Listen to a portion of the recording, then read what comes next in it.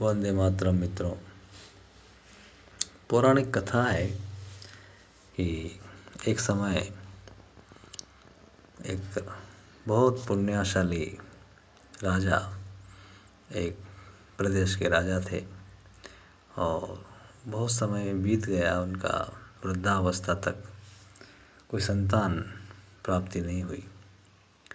एक समय नारद का आगमन उनके राज्य में हुआ। नारद की वो काफ़ी सेवा करते हैं, प्रसन्न होते हैं। वो कहते हैं, प्रभु मेरा जीवन प्रजा की सेवा में गुजर गया, लेकिन अब मेरे राज्य का क्या होगा? मेरी कोई संतान नहीं है, आगे किस तरह से निर्वाह होगा? आप ईश्वर के पास जाते हैं, आप पूछें कि मेरे भाग्य में क्या है, इस राज्य का कैसे निर्वाह होगा अगर संतान नहीं है, तो मैं क्या करूं, मेरे लिए क्या उनका आदेश है? तो नारद जी कहते हैं, ठीक है, मैं पूछूंगा ज़रूर। वो कभी प्रभु के पास जाते हैं, उनको याद आता है कि वो राजा हैं, उनकी संतान नहीं है, तो उन्होंने कहा कि फलानी जगह के एक राजा हैं, आपसे विनती की है कि उनका क्या होगा, उनकी कोई संतान नहीं है, क्या उनका भविष्य है, कैसे उनका आगे चलेगा?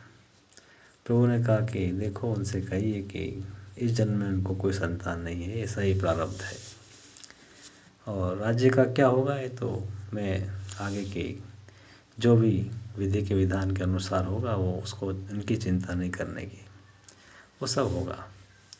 अच्छा, फिर से वो कभी नारद जी उधर से गुजरते हैं और राजा से को संदेश देते हैं कि भैया, प्रभु ने तो कहा है कि आपका जीवन तो इस जन्म में तो कोई संतान नहीं है, और आपको जो भी राज्य का वो देखेंगे, आपको चिंता नहीं करनी है।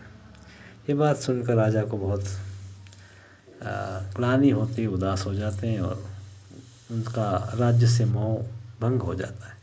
वो अपनी पत्नी को और दोनों राजा रानी एक अपने ही राज्य में एक जंगल में छोटी सी कुटिया बना के रहते हैं, साधना में लीन हो जाते हैं, गांव से थोड़ा सा बाहर। रात के समय एक भिखारी व्यक्ति निकल रहा है सड़क से और चिल्ला रहा है कि कोई 2 रोटी देगा तो मैं उसको 2 बेटे दूंगा, 1 रोटी देगा तो एक बेटा दूंगा, मुझे कोई भोजन करा दे बस। ये बात रानी सुनती है। वो कहते हैं कि देखिए, ये भिखारी रोटी मांग रहा है और उसके बदले संतान दे रहा है, हम क्यों ना उसको रोटी दें? वो देखती है, उनके पास रोटी होती है, वो दोनों रोटी उन भिखारी को दे देती, वो खा के चले जाता है। कुछ समय पश्चात उनके यहाँ 2 सुंदर रत्नों पुत्र रत्न प्राप्त होते हैं। राजा बड़े प्रसन्न हो जाते हैं कि देखो, भगवान ने क्या उनकी माया है, कभी कहते हैं कोई योग नहीं है और अब देखो 2 संतान की प्राप्ति हो गई, पुत्र हो गए दोनों। बड़ी खुशी से फिर सारे राज्य के लोग उनको लेके जाते हैं कि महाराज, अब तो पुत्र आ गए हैं, अब फिर से राजकाज में आप इनको बड़ा कीजिए और राज्य को संभालिए। वापस राज्य में आ जाते हैं। फिर एक दिन नारद जी उधर से गुजरते रहते हैं, वो देखते हैं कि 2 राजकुमार खेल रहे हैं उस महल में। वो बड़े आश्चर्यचकित हो जाते हैं, पूछते हैं कि महाराज, ये पुत्र आपके हैं? बोले, हाँ महाराज, ये बड़ी कृपा है ईश्वर की कि देखो, पता नहीं कैसे ये सब संभव हो सका और 2 पुत्र रत्न प्राप्त हुए। बोला, अरे बाबा, बहुत आशीर्वाद हुआ, ऐसा बातचीत करके और भोजन और आशीर्वाद दे के चले गए। फिर प्रभु के पास जाते हैं कि प्रभु, क्या हमारी आप बेइज्जती करवाते रहते हैं, कभी बोलते होता है, कभी नहीं होगा, हम जो बोल देते हैं हमारी बात खराब हो जाती है। हाँ, प्रभु मुस्कुराते हैं, कहते हैं कि क्या करें, अब कुछ भक्त ऐसे हैं जिनके लिए सब कुछ बदलना पड़ता है। तो बोले, ऐसी क्या बात है कि आपने अपना विधान ही बदल दिया? बोले, हाँ, कुछ ऐसी बात है।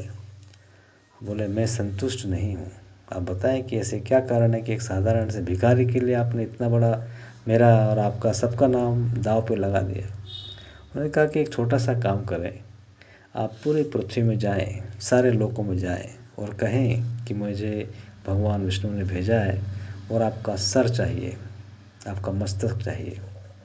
कितने मस्तक ला सकते हैं? मैं 1 साल का समय देता हूँ आपको। 1 साल में कितने मस्तक इकट्ठे करके ला सकते हैं, ले आइए। नारद जी बोलते हैं, बहुत सरल काम है, अभी जाता हूँ। जाते हैं, वो सब लोगों से, राजा से, महाराजा से, सभी लोगों से पूछते हैं कि विष्णु भगवान ने मुझे कहा भेजा है और मैं उनका दूत हूँ, आपका मस्तक चाहिए। सब बोले महाराज सब कुछ ले लो, मस्तक ले लोगे तो फिर हमारा जीवन का क्या होगा, मस्तक तो नहीं दे सकते। वापस आ जाते, घूम घाम के साल पूरा हो जाता है। प्रभु ने पूछा कितने मस्तक लाए? नहीं प्रभु, कोई सिर देने को तैयार नहीं है। बोला अब उस भिखारी के पास जाओ जो 2 रोटी मांग रहा था और कह रहा था कि 2 बच्चे दूंगा, 2 बेटे दूंगा। अच्छा, वो ढूंढते हैं उनको, कहीं वो किसी जंगल में कहीं भटकते रहते हैं और पागल की तरह वो कुछ अपने क्रियाकलापों में व्यस्त रहते हैं। वो कहते हैं नारद जी कि देखो मुझे भगवान विष्णु ने भेजा है और आप उनके भक्त कहे जाते हैं और उन्होंने मस्तक मांगा है कि आप मस्तक दे दें। तो बड़े प्रसन्न हो जाते हैं, अरे भगवान ने मुझे याद किया है और मेरा मस्तक उनके काम में आ सकता है। आप तो यथाशीघ्र आप मेरा मस्तक ले जाएं, आप मेरा मस्तक कलम करेंगे, मुझे किस तरह से ले जाना चाहते हैं आप यथाशीघ्र लीजिए। ये जीवन उनके लिए ही है, मुझे और किसी चीज़ की आवश्यकता नहीं है। अगर उन्होंने मुझे इस लायक समझा, मेरा मस्तक उनके काम आ सकता है, तो इससे बड़ा काम क्या हो सकता है। आप प्लीज़ जल्दी करिए, कैसे लेंगे आप? और वो बैठ जाता है कि आप मेरा मस्तक उतारिए। उसी समय भगवान प्रकट होते हैं कि देखो नारद, इस संसार में जो सारा भरोसा छोड़ के सिर्फ मेरे ही भरोसे होता है, भजय जो मोहि ते सकल भरोसा, जो सारे भरोसा छोड़ के सिर्फ मेरा भजन करता है, सिर्फ मेरा भरोसा करता है, उसके लिए मुझे करऊँ सदा तिन्ही के रखवारी, जिमी राखें बालक महतारी। जैसे माँ अपने बच्चों की रक्षा करती है और उसको रखती है, वैसे मैं उसको रखता हूँ। वो फिर जो कहता है, वो जो चाहता है, वो मुझे करना होता है, क्योंकि वो मेरे लिए सब कुछ कर सकता है। और जो भक्त मेरे लिए बिना स्वार्थ के सब कुछ कर सकता है, उसके लिए मुझे सारे विधान बदलने पड़ सकते हैं। तो ऐसे अमूल्य भक्तों के लिए मेरा सब कुछ, मेरा नाम, मेरा ऐश्वर्य, मेरा जितना जो कुछ भी है, वो सब उनका है। और उसके लिए मुझे कोई भी दूसरा विचार नहीं करना है कि ये करना है या नहीं करना है, विधि का विधान क्या है, ये सब कुछ मुझे अलग रखना होता है, क्योंकि उन्होंने अपना पूरा जीवन मेरे लिए उत्सर्ग किया है।